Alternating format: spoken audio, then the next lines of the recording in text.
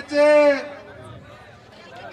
સમગ્ર ભારતના યુવાનોના રાહબર દલિત સમાજનું ઘરેણું વડગામના જોશીલા ધારાસભ્ય ભાઈ શ્રી જિગ્નેશ મેવાણી બનાસકાંઠા લોકસભાની ટિકિટ તેના ભરોસે છે એવા બનાસકાંઠા લોકસભાના ઉમેદવાર અને બનાસની બેન એવા બેન શ્રી જ્ઞાનીબેન, થરાદના પૂર્વ ધારાસભ્ય ભાઈ શ્રી ગુલાબસિંહ રાજપૂત, સૌ મંચસ્થ મહાનુભાવો અને આપ સૌ બહોળી સંખ્યામાં જે તડકો છે તો દૂર દૂર ઉભા છો એવા આપ સૌ મેઘવાળ સમાજના રીતની હડી જેવા યુવાન આગેવાનો, મારા રાણવ ગણજા યુવાન ભાઈઓ, આપ સૌને નમન વંદન।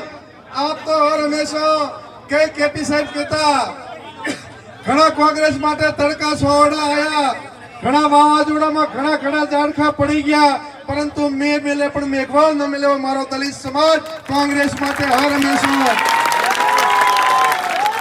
પાયાની ઈંટ બનીને કોંગ્રેસના સુખ દુઃખમાં જો ક્યારેક કોઈ ના હલ્યા હોય તો આ દલિત સમાજને નમન ને વંદન કરું છું કે કોંગ્રેસ પાર્ટીની હર હંમેશા મજબૂત રીતની હળી સમાન આપશો। ત્યારે આપ સૌને દિલથી ખૂબ ખૂબ અભિનંદન, આભાર કે આપ સૌ હર હંમેશા સાથે રહ્યા છો। જિગ્નેશભાઈ, આપને આજે 40-45 મિનિટ સુધી બેટિંગ કરવાના એટલે વિશેષ આપને નથી કહેતો, હું તો ગુલાબસિંહ ને જોગાજીને દુદાજીને ઠપકો આલું છું કે આમ તો બધા સમાજોનો વારો લીધો, પણ ગઈ ચૂંટણીમાં એમ કહેતા હતા કે રાજપૂતોના છોકરા ગંદી ફેક્ટરીઓ ચલાવે છે અને બદનામ કરે છે, ત્યારે એ લોકો અત્યારે રાજપૂત આગેવાનોના કેમ હેરાન કરીને તમે વોટ માંગવા જો છો, બદલો લેવાનો પણ સમય આવ્યો છે। તમામ સમાજોનું અપમાન કર્યું છે। જિગ્નેશભાઈ, આ સમાજ એવો છે જ્યારે સામેથી ચોપરાજ વાળાને જેતરણમાં ખબર હતી કે કેપી સાહેબ યુદ્ધ કરવાનું હતું અને યુદ્ધમાં હવ પહેલા એ ચોપરાજના જેતા વાકતના યુદ્ધ હતું ને યુદ્ધમાં જોગરાજ હવ પહેલો યુદ્ધના જમણમાં શહીદ બની ગયા હતા એ સમાજ છે। જૈનો જ્યારે હરિદ્વાર જતા હોય અને અમારા મેઘવાળ સમાજના રોહિદાસ કહે કે ગંગા મૈયા ટકો હાથ લેતો હાલજો, એ જ્યારે જાતા હતા ત્યારે રોહિદાસે રૂપિયો આલ્યો, હાથો હાથ ગંગા મૈયા લીધા, એ રોહિદાસના વારસદારો બેઠા છો તમે। ત્યારે આપ સૌ હર હંમેશા ડર્યા હોય, કોઈને ઈડીની બીક હોય, સીબીઆઈની હોય, પોલીસ તંત્રની હોય, પણ અમારો મેઘવાળ સમાજ ક્યારે કોઈથી ડર્યા વગર કોંગ્રેસના પડખે રહ્યો છે। ત્યારે આપ સૌને કોંગ્રેસના આગેવાનો વતી કહું છું કે આપનું એટલું બધું ઋણ છે કે અમારા મોત પછી તમે ચોપડાના અમારા શરીરના ચોપડાના જૂતા પહેરો તો પણ કોંગ્રેસ પાર્ટી તમારું ઋણ ઉતારી શકે એમ નથી, એવા સમાજને નમન ને વંદન।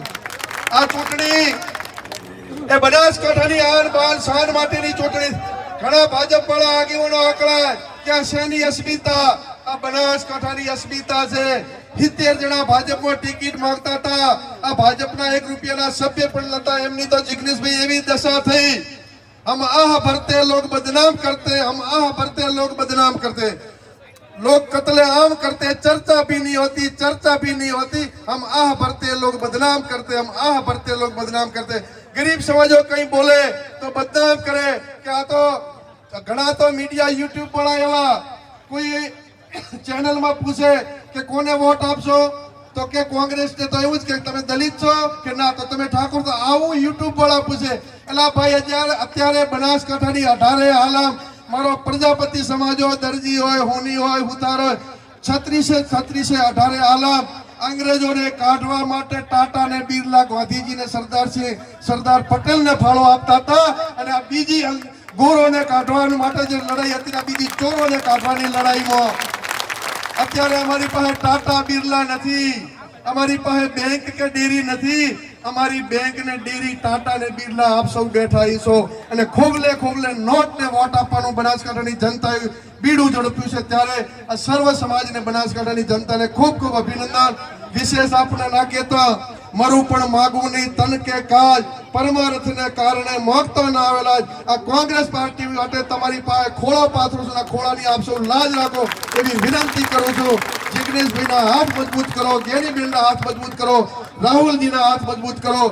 આપ સૌને ખબર છે કે જે લોકો બંધારણના વિરુદ્ધમાં હતા, આ ચૂંટણી છેલ્લી ચૂંટણી છે લોકશાહી માટેની, જિગ્નેશભાઈ કાયદાના અધ્યાસુ છે, જિગ્નેશભાઈ વકીલ છે, જિગ્નેશભાઈને ખબર છે કે કોઈ પણ પદ બંધારણમાં સરપંચ હોય, ડેલિગેટ હોય કે ધારાસભ્ય 6 મહિનામાં ભરવું પડે.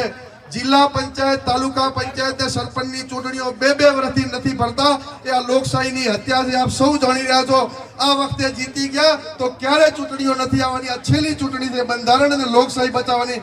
ત્યારે આપ સૌ ખભે ખભો મિલાઈને 7મી તારીખે પંજાના નિશાન ઉપર વોટ કરી અને જ્ઞાનીબેનને વિજય બનાવો. એ શબ્દો સાથે આપ સૌનો ખૂબ ખૂબ આભાર. જય હિન્દ, જય ભારત.